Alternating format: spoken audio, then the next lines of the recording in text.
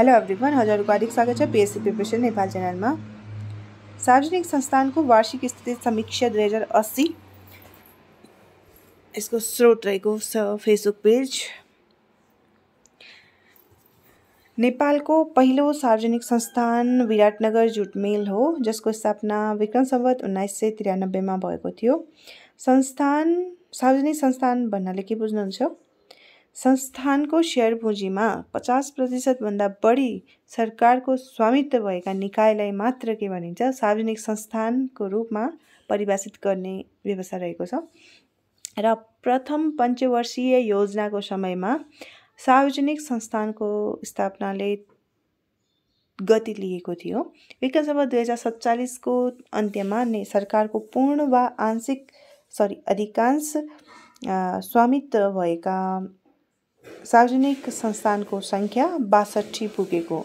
हालसम्म 30वटा संस्थानको विनिवेश गरिएको, जसमध्ये 12वटा खारेज गरिएको मध्ये एकमात्र कृषि चुन उद्योग लिमिटेडको मात्र कम्पनी रजिस्ट्रारको कार्यालयमा दर्ता खारेजी भई कानुनी अस्तित्व समाप्त भएको छ भने कृषि औजार कारखाना लिमिटेडलाई 2079 भाद्र 31 को मन्त्री परिषदको निर्णयअनुसार राष्ट्रिय आविष्कार केन्द्रलाई सञ्चालन गर्न दिइएको छ।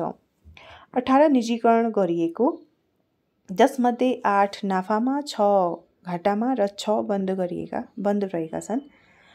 कुल गृहस्थ उत्पादनमा सार्वजनिक संस्थानको योगदान 11.67%, 11 छकी 66 धनेक 67, 11.67%, व्यापारिक क्षेत्रको सबैभन्दा धेरै 7.06% रहेको। 2079 असार मसान्तमा अस्तित्वमा रहेका सार्वजनिक संस्थानको संख्या 44वटा, जसमध्ये सञ्चालनमा रहेका छन् 42वटा। नेसनल कन्स्ट्रक्सन कम्पनी लिमिटेड र नेपाल इन्जिनियरिङ कन्सल्टेन्सी प्राली सञ्चालनमा नरहेका छन्। 44वटा मध्ये औद्योगिक क्षेत्रमा 10, वित्तीय क्षेत्रमा 9वटा, व्यापारिक क्षेत्रमा 4 र सेवा क्षेत्रमा 11, सामाजिक क्षेत्रमा 5, जनोपयोगी क्षेत्रमा 5 रहेका छन्। जनोपयोगी क्षेत्रमा पर्ने नेपाल खानेपानी संस्थान, नेपाल विद्युत प्राधिकरण, नेपाल दूरसञ्चार कम्पनी लिमिटेड, विद्युत उत्पादन कम्पनी लिमिटेड, राष्ट्रिय प्रसारण ग्रिड कम्पनी हुन्। सामाजिक क्षेत्रमा सांस्कृतिक संस्थान, गोरखापत्र संस्थान, जनक शिक्षा सामग्री केन्द्र लिमिटेड, नेपाल टेलिभिजन, राष्ट्रिय आवास कम्पनी लिमिटेड।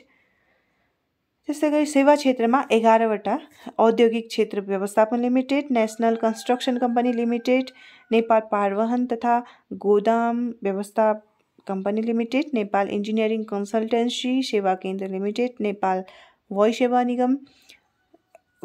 निगम, राष्ट्रिय उत्पादकत्व तथा आर्थिक विकास केन्द्र लिमिटेड, नेपाल नागरिक उड्डयन प्राधिकरण, नेपाल पूर्वाधार निर्माण कम्पनी लिमिटेड, साझा यातायात, नेपाल रेलवे कम्पनी लिमिटेड र विशाल बजार कम्पनी लिमिटेड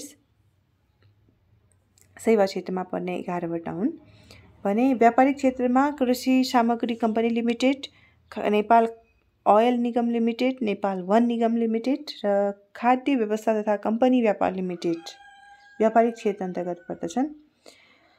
वित्तीय क्षेत्रमा 9वटा कुन? कृषि विकास बैंक लिमिटेड, राष्ट्रिय बीमा संस्थान, राष्ट्रिय बीमा कम्पनी लिमिटेड, राष्ट्रिय वाणिज्य बैंक लिमिटेड, निक्षेप तथा कर्जा संरक्षण कोष, नेपाल स्टक एक्सचेन्ज लिमिटेड, नागरिक लगानी कोष, HIDCL, नेपाल बैंक लिमिटेड। औद्योगिक क्षेत्रमा 10वटा, दुग्ध विकास संस्थान, जडीबुटी उत्पादन तथा प्रशोधन कम्पनी लिमिटेड, हेटौँडा कम्पनी उद्योग लिमिटेड, जनकपुर चुरोट कारखाना लिमिटेड, नेपाल औषधि लिमिटेड, उदयपुर सिमेन्ट उद्योग लिमिटेड, नेपाल ओरेन्ट म्याग्नेसाइट प्राली, बुटवल धागो कारखाना limited, Nepal metal company limited, Dhawadi फलाम कारखाना। 44वटा मध्ये 33वटा संस्थान कम्पनी ऐन, 7वटा संस्थान विशेष ऐन, 1वटा सहकारी ऐन र 1वटा संस्थान ऐन बमोजिम स्थापित।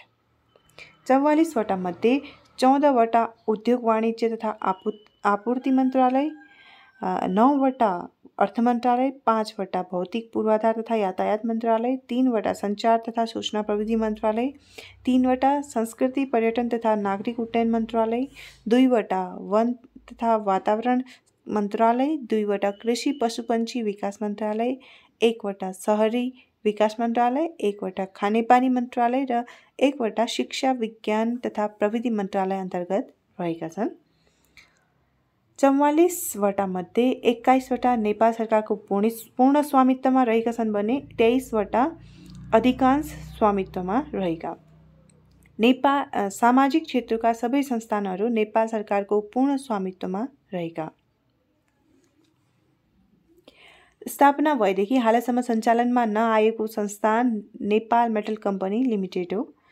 कानुनी रूपमा अस्तित्वमा रहे पनि हाल व्यावसायिक कारोबार नगरिरहेका संस्थान जनकपुर चुरोट कारखाना लिमिटेड, नेपाल इन्जिनियरिङ कन्सल्टेन्सी सेवा केन्द्र limited, national construction company Nepal limited, Nepal Orient magnesite प्राली।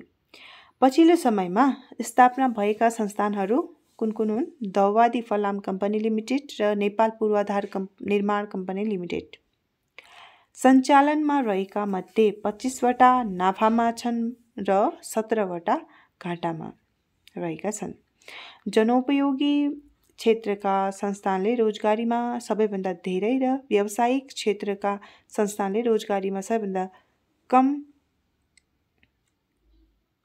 योगदान दिएका। सबैभन्दा धेरै आयकर तिर्ने सार्वजनिक संस्थान नेपाल दूरसञ्चार कम्पनी लिमिटेड, नेपाल विद्युत प्राधिकरण, राष्ट्रिय वाणिज्य बैंक, राष्ट्रिय कृषि विकास बैंक लिमिटेड, निक्षेप तथा कर्जा सुरक्षण कोष र 6 वटा संस्थान नेपाल स्टक एक्सचेन्ज लिमिटेडमा सूचीकृत रहेका कुन कुन हुन्? नेपाल दूरसञ्चार कम्पनी लिमिटेड, कृषि विकास बैंक लिमिटेड, राष्ट्रिय बीमा कम्पनी लिमिटेड, नागरिक लगानी कोष HIDCL र नेपाल बैंक लिमिटेड NBL। आर्थिक वर्ष 2078-79 समेत उच्च नाफा आर्जन गर्ने 5 सार्वजनिक संस्थान कुन कुन हुन्? नेपाल विद्युत प्राधिकरण, नेपाल दूरसञ्चार कम्पनी लिमिटेड, राष्ट्रिय वाणिज्य बैंक लिमिटेड, नागरिक लगानी कोष, निक्षेप तथा कर्जा सुरक्षण कोष। आर्थिक वर्ष 2078-79 उच्च नोक्सान गर्ने 5 सार्वजनिक संस्थान: नेपाल ओयल निगम, नेपाल वायुसेना निगम, नेपाल खानेपानी संस्थान, दुग्ध विकास संस्थान, नेपाल औषधि लिमिटेड। Thank you. च्यानलमा नयाँ हुनुहुन्छ भने कृपया च्यानललाई सब्सक्राइब गरिदिनु होला।